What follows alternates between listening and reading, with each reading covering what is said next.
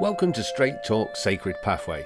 I'm Stuart Wellborn, a British author and former therapist, and each week I sit down with Wa-Na-Nee-Che, a spiritual elder from Turtle Island, to explore the deeper truths behind healing, ceremony, and connection to Source. You know, it's kind of strange that when I look at like Facebook and stuff like that, we have so many people out there doing certain type of things, and yet they don't understand what they're doing. They I get don't know enough if I'm doing half the information, time. yeah, they seem to get enough information to get themselves in trouble. I was talking to one lady, or I sent her a comment saying she was going to do a crystal healing center. So I said, what happens when the crystal loses its energy? And I said, how do you regenerate it? So she wrote back, she said, we do a ceremony with water and stuff. And that has nothing to do with healing a crystal. That is really spooky that you're talking about crystals.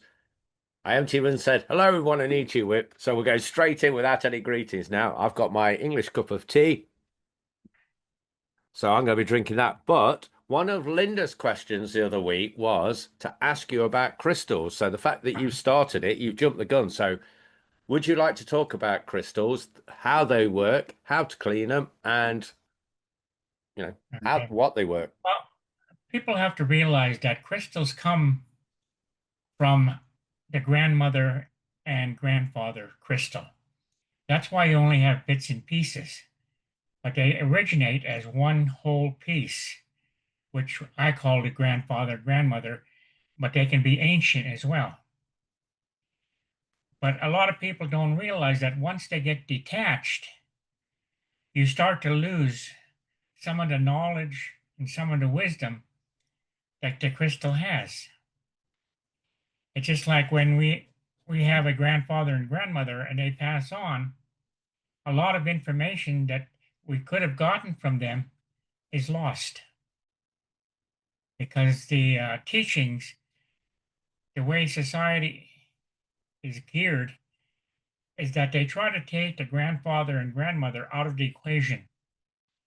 When in the indigenous way, the grandmother and grandfather were the most important part of the family because the knowledge they had, they received that knowledge from their grandfather and grandmothers, and they received their information from their grandfathers and grandmothers. So as it was passed down, there was more information that was available to the grandchildren. So when the grandparents would raise the child, it was their responsibility to raise the child, to take care of child. And in the tribe itself, your grandfathers, your aunts, and your uncles were responsible for you. So the parents were only, like the father had certain responsibilities, but that was about it. He did not have the knowledge that the grandfather and grandmother had. So the same way with crystals. When you're working with crystals, there is a grandfather, grandmother crystal somewhere in the ground that they came from. So all the knowledge of that particular crystal, grandfather, grandmother, gives the piece of crystal its knowledge. But the energy that they receive dissipates after a while because we use it. We're using their energy for all kinds of things, healing, number one. And in the healing process, if the energy gets low, what do? It's like a human being. When we're feeling low and we're out of energy, what do? We eat. So we regenerate our body by attaching ourselves to nature. Whereas the crystal is only attached to the grandmother, grandfather crystal. Now, a lot of people will do things, and I had to laugh because this one lady had a bunch of crystals. So she would go lay down on the lawn, and do like a water ceremony and everything. And I told her that doesn't really work like it should work. She said, "Oh no." I said, "Well, something's going to happen to those crystals if we don't do it right." Sure enough, her husband, who had a problem seeing, went over to crystals with a lawnmower and chopped them all up. And she looked at me and I said, "I told you something was going to happen to those crystals." He said, "Well, how do you do that?" Well, sometimes the simple way is to utilize tobacco, to circle the tobacco around the crystals and then call upon the earth to energize them. But later in the years, I found out that you could simply reattach the crystals to the grandfather and grandmother by doing just a simple ceremony. So you could take the crystals, and this I kept a secret for a long time, and I really haven't told people, so they're really privileged if you're watching this telecast on Okay, how pay attention, everybody. I am. I'm going to take notes. to basically re-energize. The first thing you have to do is you have to ask permission.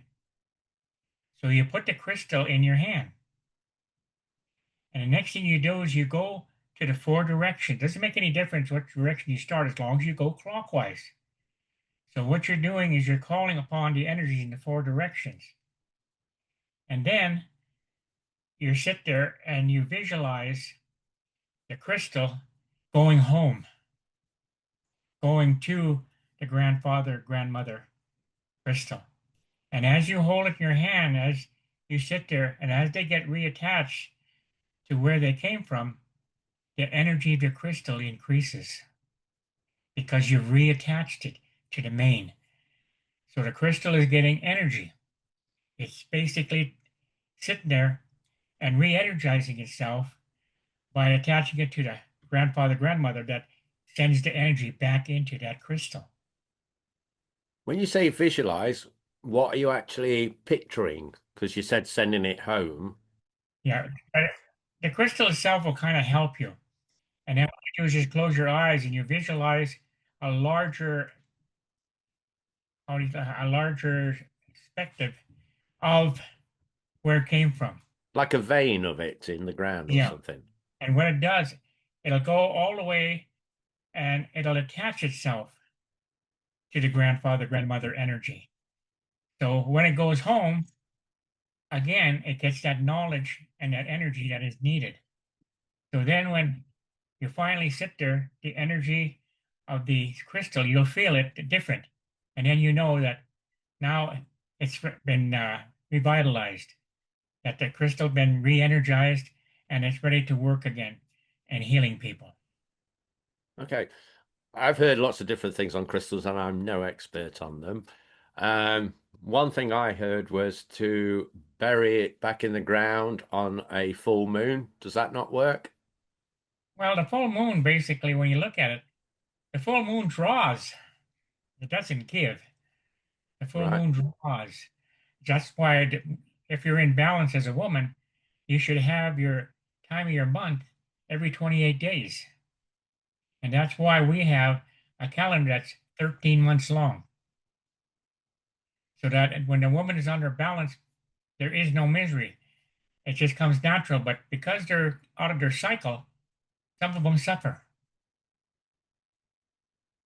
And I was going to say, when we went into the Mother Earth Lodge, and the women said, "Yeah, yeah, but we're on our moon."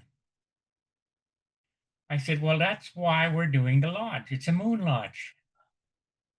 And I said, "If you ever wonder, some of the native people, when you were on your time and what, they would run away because they couldn't stand the energy coming from that woman. That woman was more powerful, and they would say they'd have to go hide their pipes because the woman's energy at that time was more powerful than the pipe, and it would explode the pipe. So when we went in there, we had the moon lodge, and oh, I was sick. I mean, I could hardly walk, had a fever, had everything. And they said, "Well, maybe you should cancel it." No, no, no. I said, "We're going to go in." "But why?" I said, "You'll see." They said, "What do you mean we'll see?" I said, "When we get in there, you'll see." So we got in there and I talked to him. I said, you're on your time of the month, which basically means this is the most powerful time when you're connected. And the energy that you basically exert is off the charts. So we went through the lodge. When we got to the lodge, they walked out and I come hopping out. They said, I thought you were sick. I said, you helped heal me. Your energy for your time in a month healed me. And I said, my fever's gone, everything. And I said, I'm very energized. So a lot of men will run away, and when they have the moon lodge, they won't go in it. And they'll have maybe a woman run it. But to me, that's a heck of a energy boost that you can do as a man. As long as you don't bring any of your stuff in there, you let the women do their thing. We're going to go back to crystals in a minute, but when you mentioned about your heritage and how the grandparents and the aunties and uncles helped raise the kid and the dad had a minor role, you know how in actual Indian culture, the grandparents are still honored in other cultures, yet in the West nowadays, and I was one of them. Young people seem to know think they know it all, right? Did you not have that, in your history, young people thinking they know it all? Well, you've got to remember too, the grandfather and grandmother were our greatest teachers. They taught us to connect to everything. But when the white government forced kids into boarding schools, they broke it. They broke that connection because it took them away from the grandfather and grandmothers, and they start teaching them the dominant society. So they couldn't wear their hair long, they would cut it. They weren't allowed to speak their language, so how could they connect? So a lot of mistakes were made by the dominant culture by stealing the people away. And by stealing the kids away and putting them in boarding schools, they lost all that knowledge that the grandfather and grandmothers. And now the attitude is the grandfather and grandmother will say, hey, I raised my kids, you raise yours. So they were forced to basically not raise the kids anymore, so they lost that connection. Well, personally, because my parents split up when I was about 10, I think it was, and my mum was working, I would spend a lot of time with my grandparents. So I actually have that kind of had that relationship, should I say, because they've now passed. But my granddad was Royal Navy, and I followed in his footsteps rather than my dad, who was in the army. So I feel lucky then because I had that grandparents' wisdom, especially my granddad because he was funny. Well, I can remember my grandmother sometimes because my grandfather passed away on my mom's side. And then my grandmother passed when she was very young. And my grandfather, I didn't want him to be a teacher because he always wanted me to go in the middle of winter to make a hole in the ice and jump in. I said, oh no, Grandpa, that's not for me. I remember my grandmother on my mom's side. She'd come out there. She used to have a beautiful garden, and we were always in there stealing carrots and stuff. And she'd come out there and she'd start hollering at us and everything. And then after we ran, she'd start laughing and said, "Yeah, let him keep eating it." It was just a way of her basically expressing herself, but she wanted us to eat from the garden because she said it was healthy. But she liked to have fun with the kids. Yeah, people are missing out if they've not got that grandparents relationship then. So back to crystals then. You've just said how to you've just said how to re-energize them, giving them back their energy. Would you like to talk about what crystals are good for what type of thing? How to use them correctly? Well, I always tell people, let the crystal find you. And when you go into a store sometimes, you'll get a pull. And you keep looking until you find what's pulling you. Then it's meant that you can work with that crystal. That doesn't mean you can work with all the crystals. You have just like you have certain gifts within 144,000. You have a gift. Well, the crystals have a gift, but doesn't mean that they all work for you. You got to connect yourself with that crystal. And I remember when I was in Bath, I was walking with two of my friends, Derek and friend Dominic, and we were walking by the store, and I actually heard, "Help! Come save me! I'm yours." And I sat there and I stopped. I said, "Did you hear that?" And of course, Dominic and Derek said, "No, I didn't hear anything. Something's in that shop. It's calling to me." So as I walked into the shop, I got a visual of what it was. And it was a uh, how to say, 5 points of amethyst, pure black. It was round and it had 6 points on it. So I walked in the store and I said, "Do you have an amethyst?" He said, "Oh, yeah. Do you have one that's round that has 6 points?" He said, "No, we don't carry things like that." I said, "Would you do me a favor?" I said, "Well, go back." I said, "On the second shelf in the middle of the, what's it called, go look and see if that crystal isn't there." He said, "It's not here. We don't carry them." He went out back. He come back. He was carrying it in his hand. I said, "How did you know that?" I said, "It called me because it wanted to be with me." So that's how things happen. You have to hear or listen to that particular crystal. Like I said, for instance, the rose quartz is for the heart. The uh, the amethyst too, gives you strength, but it also, believe it or not, if you can utilize it right, I'm still waiting for instructions. They can open doorways. And like I said, each crystal has its own power, and people have to find out. And once they attach themselves to a certain crystal, do an offering, offer tobacco, or offer some water, put it on the earth, and ask a question, and then the crystal will start teaching you.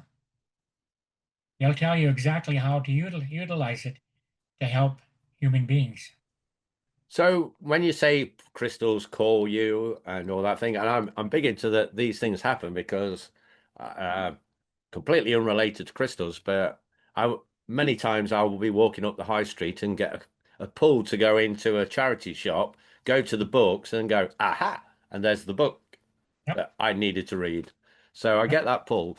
So if crystals call you, what's your thoughts on people who call themselves crystal healers then? Well, the first thing that gets to me is the fact that, number one, are they?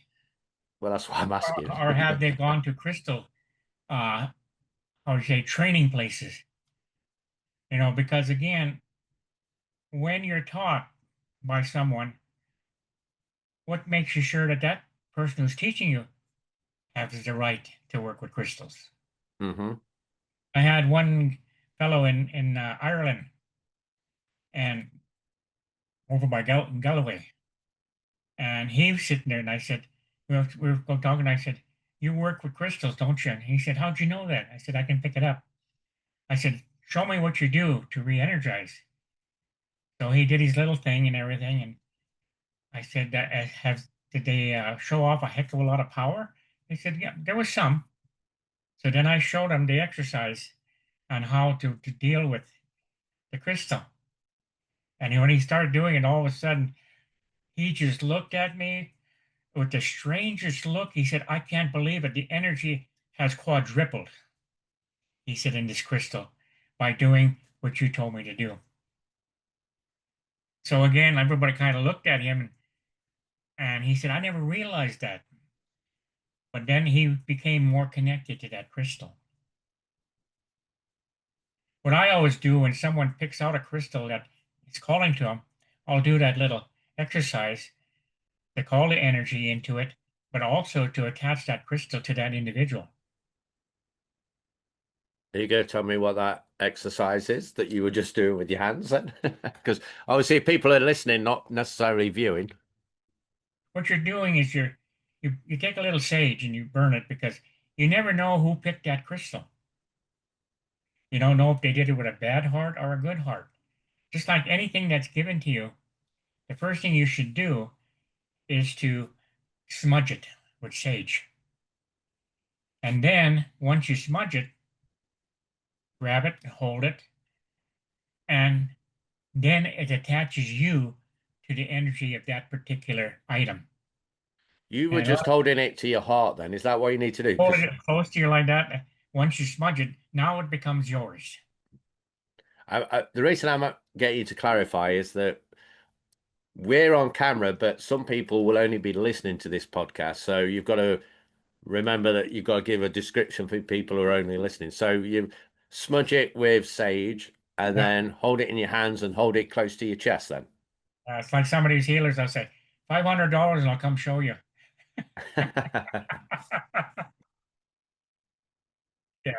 It's actually a lot of times too, it's watching people, that's why it's good hands-on, is the fact that I can look at people and then I can tell whether or not that crystal belongs to them and whether or not they're using crystal in the right way.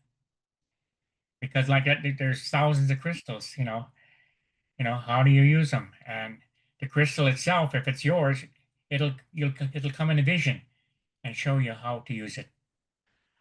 Okay, now I'm just going to play devil's advocate here in the sense that science says crystals have no power. Not that I believe that in the slightest, but what do you say to that? Well, the whole idea, it has energy, right? So it has power. It's alive. When you look at Stonehenge, why is it circled with crystals? Is it? I I don't knew know. that before they even discovered them. When I went into Stonehenge the first time, I sat there and said, this whole area is surrounded by healing crystals. So then I found out what Stonehenge was all about. Stonehenge was a healing place. Because you had the crystals, the healing crystals around, you could take plain water, put it on the stone, and the crystals would energize it into a medicine, into energy. So you could drink it, and it would help basically alleviate a lot of stuff within your body itself. But science would say that that is bollocks and that they can't measure this energy. Now, is that just because science hasn't made the equipment? Well, they're starting to find ways to, you know, calculate on it. Just say, for instance, they said at one time there was no soul, no spirit. But then they found out when a person passes, the body gets lighter. So something left. So science sometimes is good and sometimes science is bad because they want to physically see something happening. Mm-hmm. Whereas the world of energy, you know, it's just like, say, for instance, in the animal world, a female lion will go up to a baby gazelle and adopt it. How can science explain that? Well, yeah. So it's there. The energy is there. Just like this one guy when I was driving with the railroad, and we were talking, and I was explaining things that have energy. He said, things don't have energy. He said, well, who made you? He said, well, God made me. So do you have a life force energy? He said, yeah, I'm alive. I said, so I stopped the van by a wooded area, and I said, I'm go out there and hug that tree. What? I said, go hug that tree. So he went out and he hugged a tree for about 2 or 3. He came back. He said, I felt something. I said, you felt the life force energy of that tree. Everything is alive. I said, everything basically that has been created by you call God, I said, everything has a life force energy. And I said, for the first time, then we got back in the van, and then he couldn't stop asking questions about the life force energy and stuff.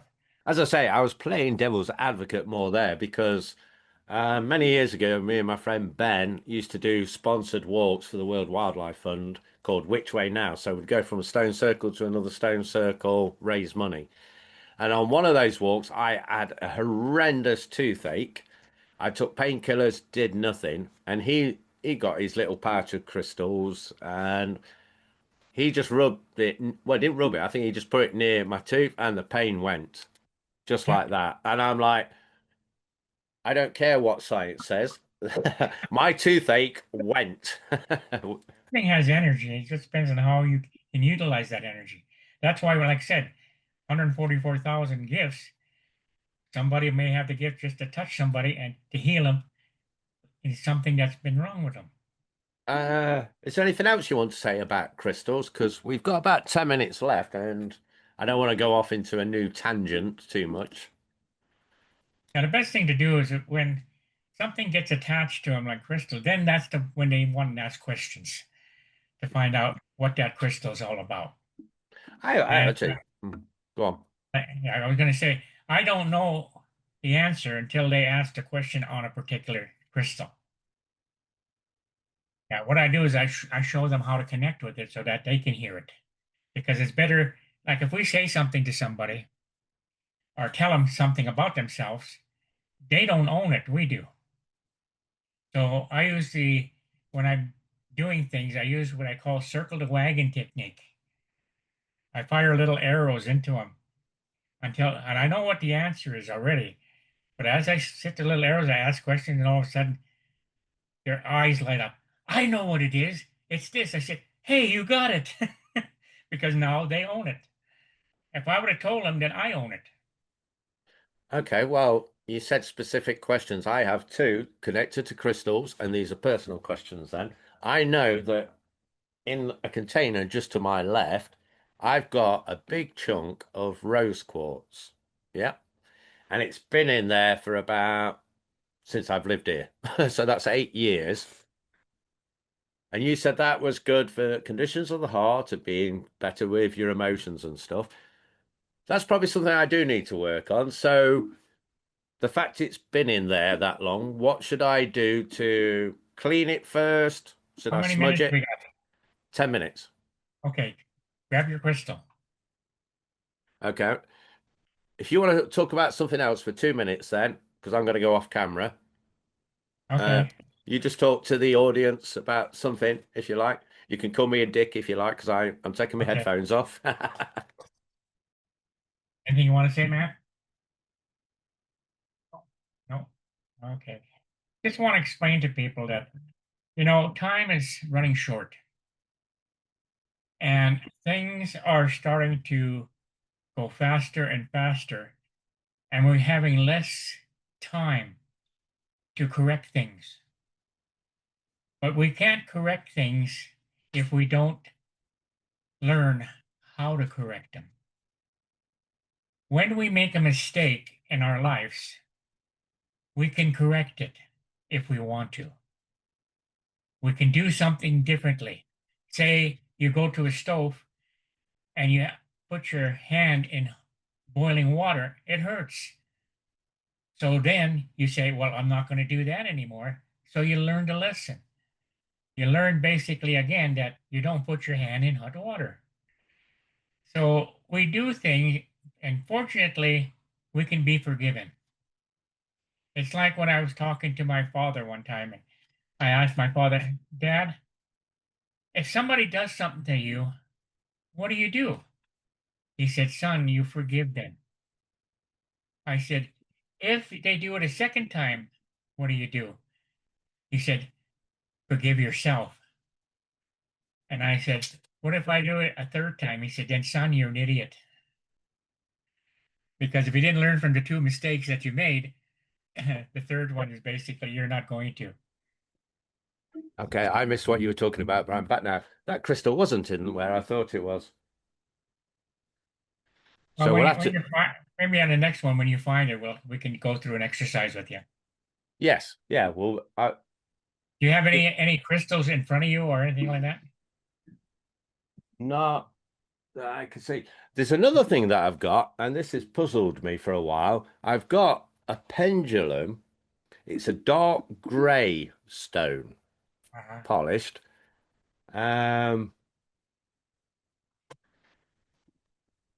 Yeah, and depending on sometimes, you know, it's like it'll say what you want it to say. oh, I know that there's I've forgotten what it's called now, but that unconscious movement of it that you're Yeah. doing.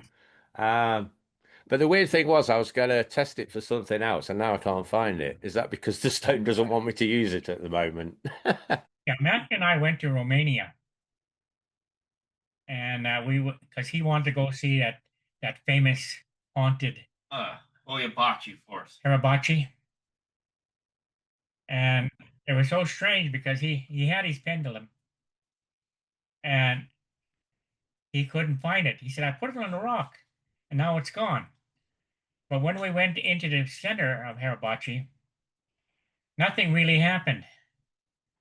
And I didn't realize at first that if there was negative energies there, no negative energy would come in because I'm carrying a sacred pipe and I'm carrying my sacred shirt. So naturally, they're not going to come in negative energies because got too much of the spiritual energies there to keep them out. But we left, and then we came back the next day, and he went over by the rock, and guess what? His pendulum was there. Oh, maybe I'll find mine at some point then. But I think what happened is the energies took it to energize it, then put it back to where he could find it.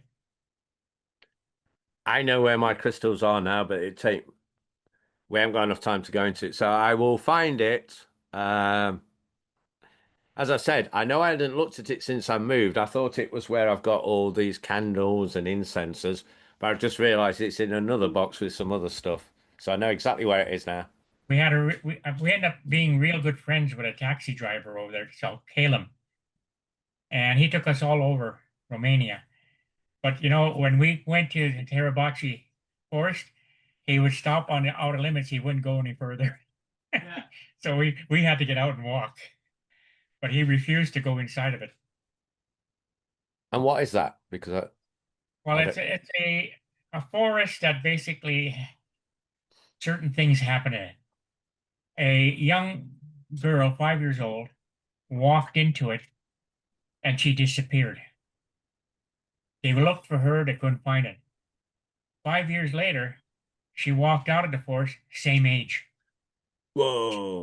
She was still 5. At least that's what the stories say. Yeah.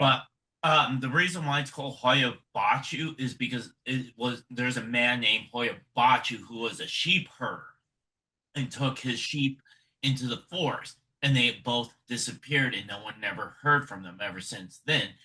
And that's how the name was named Hoya Baciu Forest, actually. Ah, nice one, Matthew. Yeah, but strange things have happened there. Things go disappearing and they reappear. But I even did a ceremony in which I called the energies and the spirits in, and they didn't come.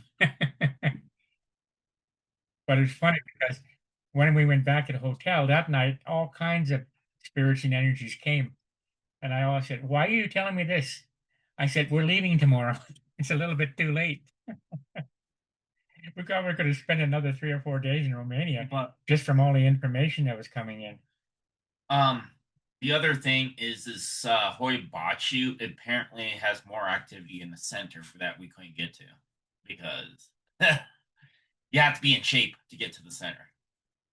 And don't go with Matthew because he gives you the wrong directions. I tired out my dad, and my dad had to He said, "No, this is the way. It's a shortcut." I said, "No, it's not." "Yes, it is." We went there and I had to climb this great big mount hill, and I had to stop at least 7 times just to rest. and we still haven't even made it to the center. Uh, No, we're close. But It's a there's pretty al- big forest, so there's a lot of energy spots in Romania. I'd like to go there, maybe spend like a month there and just go to all these places. And once I get there, I can ask the question and sit there, and the answer will come. It's just like Stonehenge. Before I could go in, I had to get permission. And then over at the giant, I had to get permission to go in. But once I got in, they gave me all the information I needed to know about what the Stonehenge was all about and what the giant was all about. And the giant itself was a fertility area. You're on about Cern Abbas. Yeah. Yeah. Yeah. So what people used to go, that And sit on his bull bag. people used to go there to get pregnant. Yeah. So that's why some women laugh at it and they go do that certain thing on the white giant, and next thing you know, they're pregnant. Okay, we have got just over a minute left. So, is any final thoughts that you want to say to the viewers Yeah, and listeners before I end it? yeah, get busy. Get busy doing what? The world can't be saved until they take a step forward. There you go, folks. And remember, you can get messages from Wa-Na-Nee-Che, pass your questions on to Wa-Na-Nee-Che in the comments, email me, or contact him on Facebook. Thank you, Wa-Na-Nee-Che. It's been a pleasure as always. Thanks for listening to Straight Talk Sacred Pathway. If you'd like to ask Wa-Na-Nee-Che a question, you can email me at stuart@realityresponsibility.com. The link will be in the description.